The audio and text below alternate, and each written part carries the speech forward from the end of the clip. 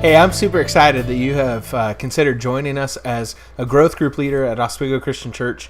And I wanted to tell you that one of the most powerful things that I have ever experienced is leading a small group and building a relationship, whether that was with a group of guys, whether it was with couples, or even in the past working with teenagers. It has been probably the most exciting and exhilarating thing to be able to pour into other people and see them grow in their relationship with Christ.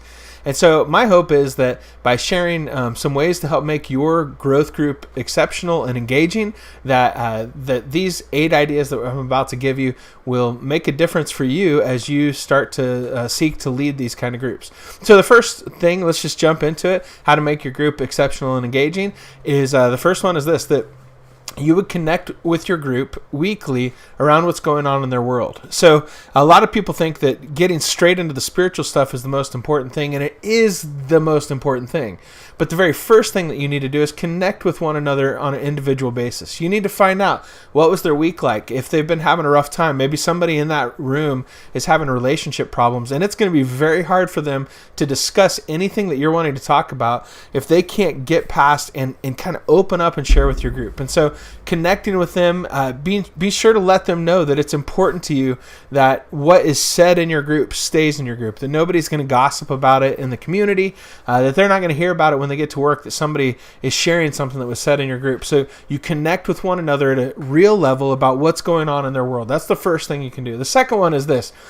And this is probably one of the very most important things you could do, don't answer your own questions.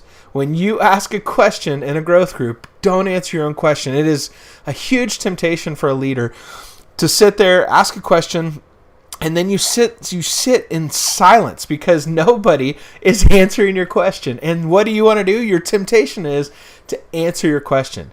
The problem is you don't realize that those people are thinking about the question you asked them.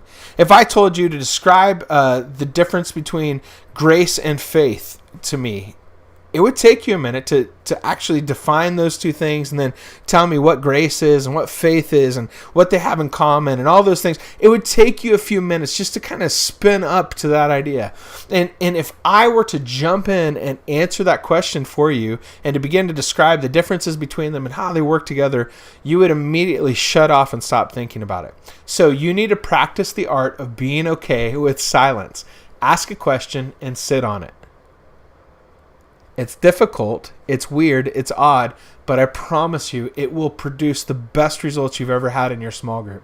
Next thing that you want to do is you want to be willing and able to think on your feet.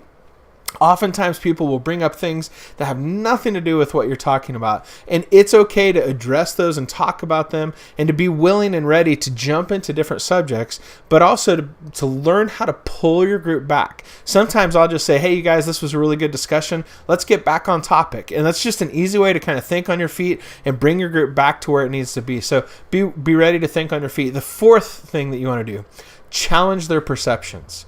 You want to challenge their perceptions. People come into your group every single week and they have perceptions. They have beliefs and ideas about God, and maybe some of them are right, but they might not understand why they're right.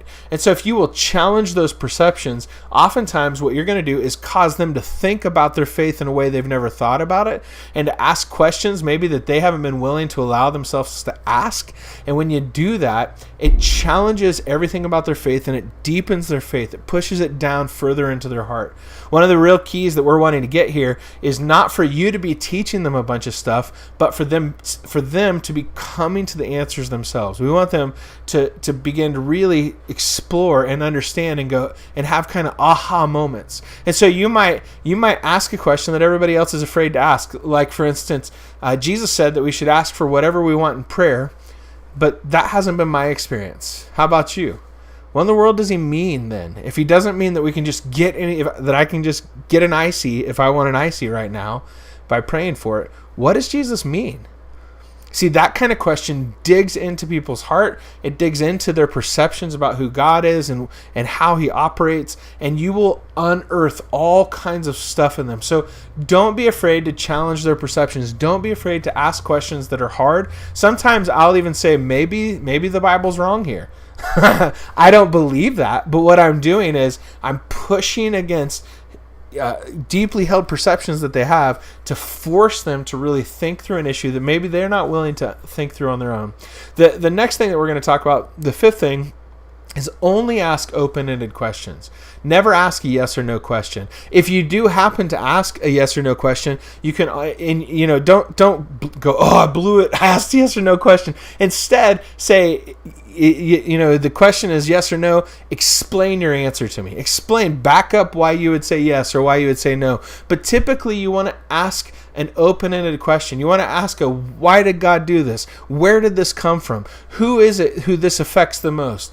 Allow people to place themselves inside of the questions that you're asking and to answer them. If you ask open-ended questions, it will breed discussion among your group. The sixth thing that you can do is just have fun with your group. Have fun with your group. It's so vital and important to build relationships with them. It's so vital and important to create shared memories that all of your group will remember. Remember the time that Kent went to sit down in his chair and Nick pulled it out from underneath him and he fell on his booty. That kind of stuff creates this shared experience. Don't do that to me, all right? Don't do it. But it creates that shared experience that everybody has the memory of. You have kind of jokes about it. You have stuff that you can talk about, and it builds a relationship. You cannot underestimate how important relationships are in the function and the form of small groups.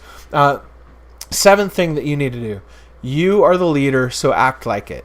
You're the leader, so act like it. Don't sit there while everybody's just messing around and people.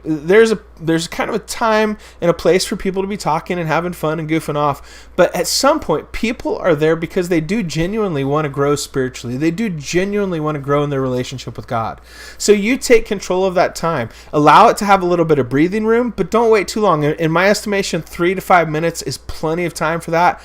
Most of what we're doing, 3 minutes is going to be plenty. And then start drawing them in. Start asking questions. Start asking about how their week is during that 3 to 5 minutes. Utilize that time and act like the leader. When it's time to be done, be done. Don't let it drag out. There are people who have important things to do. They have kids to get in bed. They have a babysitter to get home to, whatever it is. And if you are drawing out the group past the time that they're supposed to be there, that can create some real problems for people. So be the leader, act like it, do what you're supposed to do. And then the eighth one is this: don't beat a dead horse. Sometimes people just aren't into the discussion. Sometimes people just aren't into your discussion, and you'll feel it. You'll feel that you're asking them questions and something else is going. And so how I address that oftentimes is I will shift gears and I'll just say, hey, is everything okay this week? I mean, is there stuff going on that we need to talk about as a group that doesn't pertain to tonight's lesson?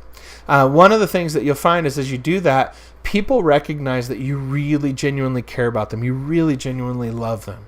The last thing that I would say, and this isn't one of the kind of tools or techniques, this is just an important piece of being a leader in a church, is for you to pray for your group. I would encourage you, and not just for you to pray, but I would encourage you to challenge them for your entire group to be praying for each other, to be caring for each other, to be thinking about ways to be involved in each other's life. This will do more for your group than just about anything that you can imagine.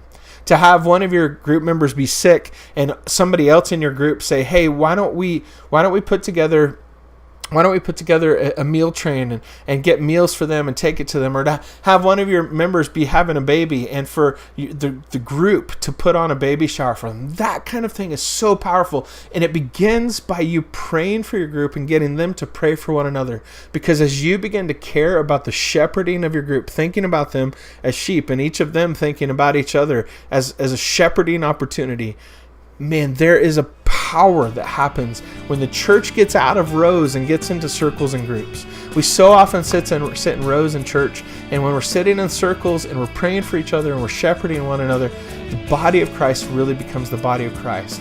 I am so very excited that you're taking this next step in your journey of faith. I think you will find it to be one of the most powerful things you've done in your own personal devotional life with Christ. It's going to challenge you. It's going to grow you. You're going to learn more than they ever do. And I can't wait to hear from you about your experience in leading a growth group.